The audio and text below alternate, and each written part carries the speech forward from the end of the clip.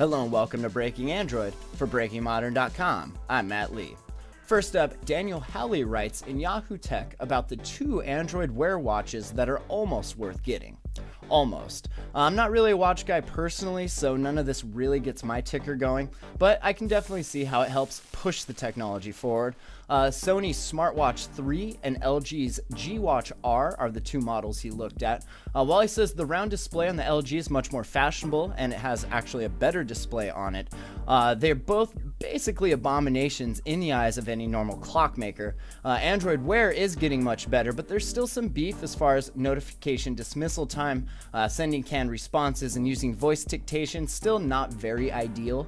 The one good thing is the app ecosystem is getting much better, and the apps are more useful and attractive than they used to be.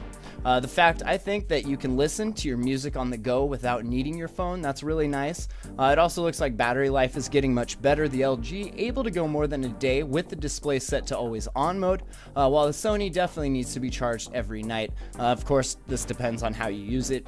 You can get the Sony Smartwatch 3 on Google Play for $250 and the LG G Watch R for $300.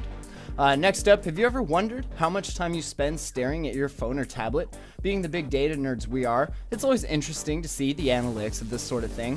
Android Community wrote about a cool app called QualityTime.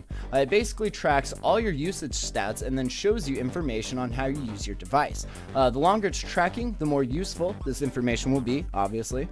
There's even a cool function to help you cut down on wasteful time behind the screen. You can tell it what app and how long you should be using it for, and QualityTime will let you know when you're reaching that boundary. It even has a hardcore mode that will lock you out of apps that you tell it to, so you have to stay productive. I'm going to mess with this some, and I'll use it for a month, and we'll come back and see what sorts of things I'm looking at and spending my time on. Last up, GigaOm reporting that the Google Nexus Player streaming box is coming to some brick and mortar stores soon. You can, of course, get the $100 box on Google Play right now, but to have something like this in actual stores is pretty cool. The Asus manufacturer box is supposed to be available on Newegg, and some users are reporting seeing it in their local Walmart. I was tempted to buy one, but once I added two controllers to it, the price was $180, and it was just a little more than I wanted to spend, so for now, I'll stick with the Chromecast.